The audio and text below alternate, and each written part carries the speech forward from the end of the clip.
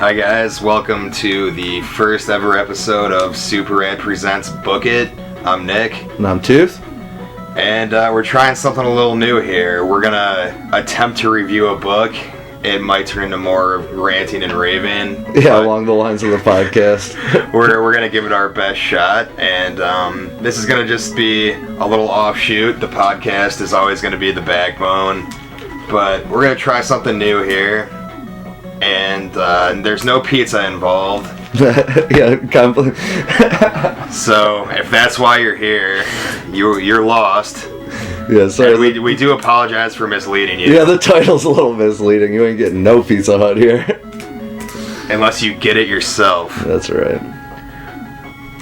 For the first episode, hopefully not last, we are going to be reviewing / discussing Ready Player One by Ernest Cline, which was published in 2011, and it was his first novel.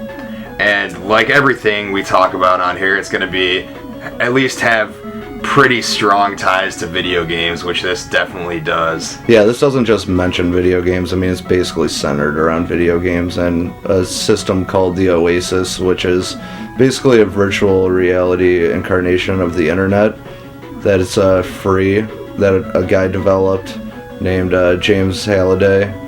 And it's basically, he died, and he was the richest man in the world, and basically when he died, he set up a contest to find a secret egg, and when you find that egg, then you control the Oasis, and you inherit all his inheritance. You inherit his life savings along with control of the Oasis, right, which was always intended to be free. But a little background on this, it's dystopian fiction novel. It takes place in the near future. Yeah, not too far off. Pretty ravaged time. Widespread poverty, hunger, nobody has a job, things like that going on. Yeah, and then people do jobs inside of the Oasis instead of real life because real life is just so gnarly. Yeah, most people aren't even very interested in real life at this point. Oasis is an escape as well as a tool that they use for education and employment and things like that, but it's more of an escape than anything else from people's bleak reality that they have. Hellish real lives. And then so enter Wade Watts, who is a 16-year-old, I think? Yeah, he's your run-of-the-mill nerdy high school student. And he lives, in complete hell with his aunt and uncle, or his aunt and her boyfriends or whatever. Yeah, and whichever boyfriend is around at the time. His parents died. His mom got a hot dose, and his dad was shot looting a store. So that's sort of commonplace in this time in America. Yeah, and that's how it opens up. So this kid's basically, he's immersed completely in the Oasis, obviously. I mean, I think both of us would be also if our lives were like that. There's an entire subculture of people, actually, that pretty much devote their life to hunting for Halliday's Easter egg. That's pretty much a way of life for people in this world, some of them. And Wade's one of them. Yeah, Wade's one of them. Wade's a purist. There's others that... One of the main antagonists is a corporation, Innovative Online Industries, who hire and control huge amounts of characters in the Oasis, which, please don't think of it as being World of Warcraft. Yeah.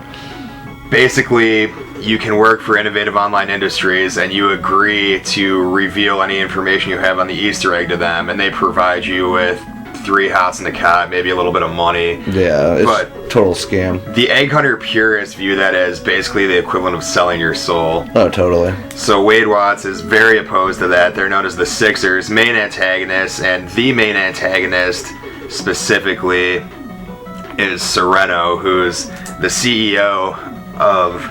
Well, maybe not the CEO, but in charge of the Sixers, who are the corporately controlled egg hunters. Right. And Wade Watts is a part of a group called the Gunters, which are the people that are just trying to find the egg for themselves. So Wade's been on this for about, 3 years, I think 3 it was? years when the story goes into it. Yeah, Halliday's been dead for 3 years. There's been no progress, nothing. And then one day, Mr. Watts kind of head over heels, head over ass, finds the first secret gate. And it's actually pretty neat. The Easter egg hunt is you have to find 3 keys and 3 gates and clear them, and that's how you inherit all the wealth. And there's clues left behind, and what the Gunters do is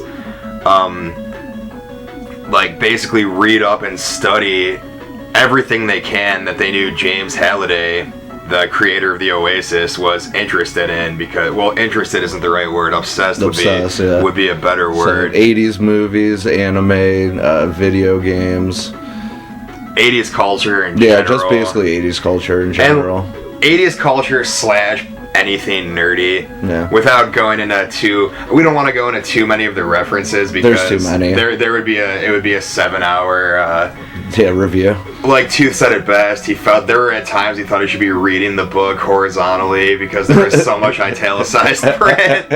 I'm talking 1 page.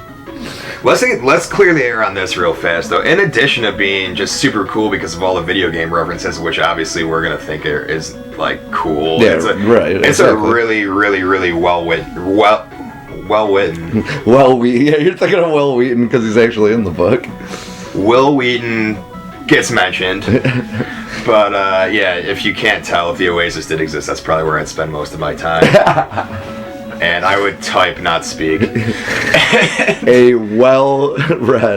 well-written science fiction novel. It flows really, really, really great. You can check out other, reviews of Better Report. Yeah. and people will say I'm not a video game fan or an 80s culture buff, and I still enjoyed it. Yeah, and honestly, it went. I mean, the chapters, the pacing was really good. Yeah, excellent pacing. And it definitely, there's parts where, you sit down, bang out 100 pages because, it just grab you, so. You could really get immersed in it. And it's hard to root against Wade Watts, too, unless you, unless you've given a lot of swirlies in your time. Yeah. Or you're part of, the corporate behemoth. So back to Wade Watts and how he fell head over ass into this. Without giving too much away, he's super low income, how a lot of people are. He actually lives in the new version of high-rise housing projects, which are literally stacks of mobile homes. Yeah, trailers. That fall over all the time, and people jimmy-rig electricity and all sorts of things like that. But he gets ripped on a little bit by some of the more affluent egg hunters because he doesn't have the money to go anywhere. And the Oasis currency is actually the most solid currency in this future world because that's how horribly to shit everything has gone. Yeah, because remember, everything in the Oasis costs money. Yeah. So he only gets 1 shuttle ride to his school because there's 1 million different planets. He only gets 1 shuttle ride to go to his school planet. Yeah, because Oasis free public school, like I said, it's so ingrained in everyone's daily life. It's really, really neat. But even though he can't do a lot of what some of the more affluent egg hunters can do, he has studied the things that you need to study up on to even have a chance to begin a successful egg hunt. He has more than brushed up on that. Yeah, he meticulously made a journal of all of Halliday's obsessions. So it doesn't even matter that he doesn't have the money or the resources that all these other people do, because he's got the knowledge. His best friend, he's only met online for a pretty big section of the book, would be one of the more affluent egg hunters, but his name's H. He doesn't talk down to him about it or anything. He also has a love interest in his own weird way, and there's some pretty interesting subplots too. And the video games that actually get played in it, just without giving too much away. Yeah, some classics for sure. And just some pretty gnarly things. We're talking about playing Zork here. Yeah, Zork 1. Old school text-based RPG. Plain Adventure. Yeah.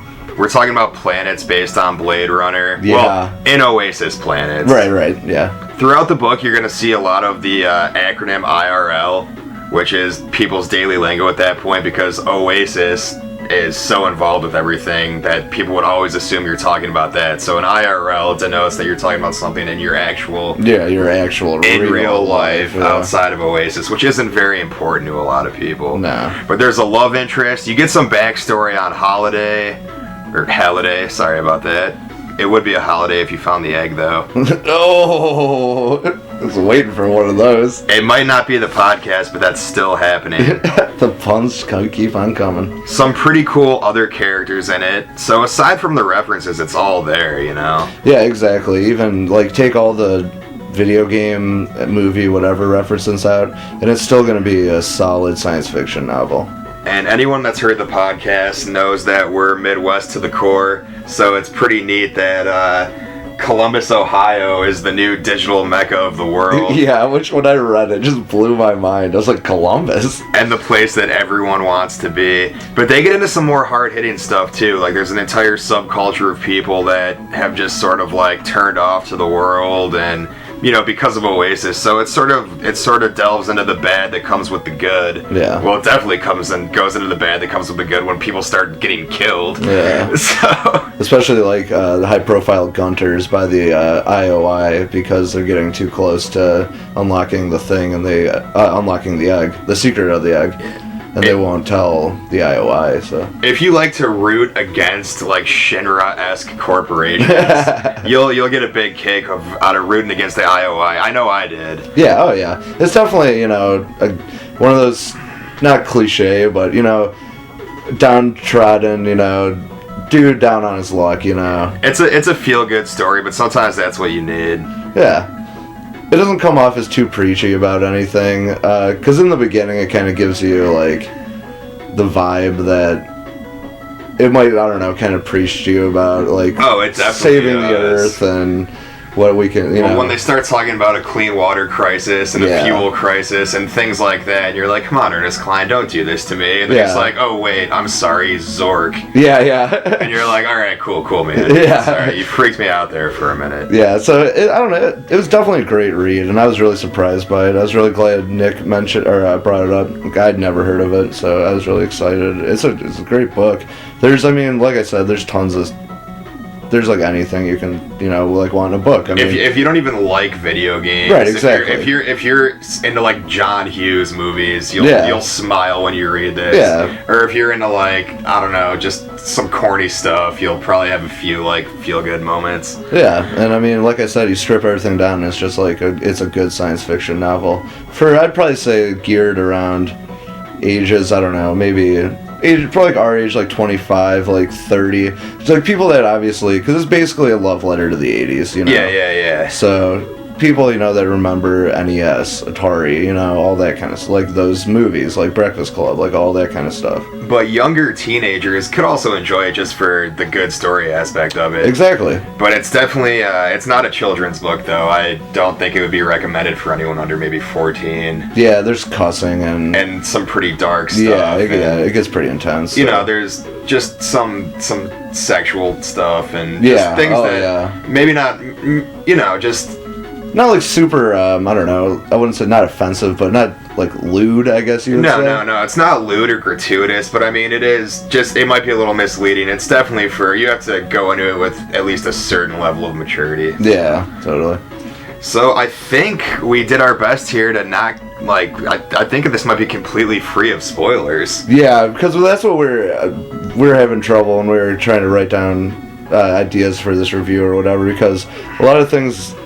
If we talk about it, we'll just straight up spoil it. So, I mean, we gave away some of the references, but trust me, there's still a lot. Yeah, whatever. Yeah, I mean, there's so many that doesn't matter at all. Didn't want to give any, because we want you to read it and tell us what you think, so we don't want to give away too many plot elements. Yeah, so, you know, basically, you know, it's Wade and his fellow Gunters versus the IOI, and you got to find out, you know, who wins, who gets the gates, you know, who finds the keys and whatnot, and...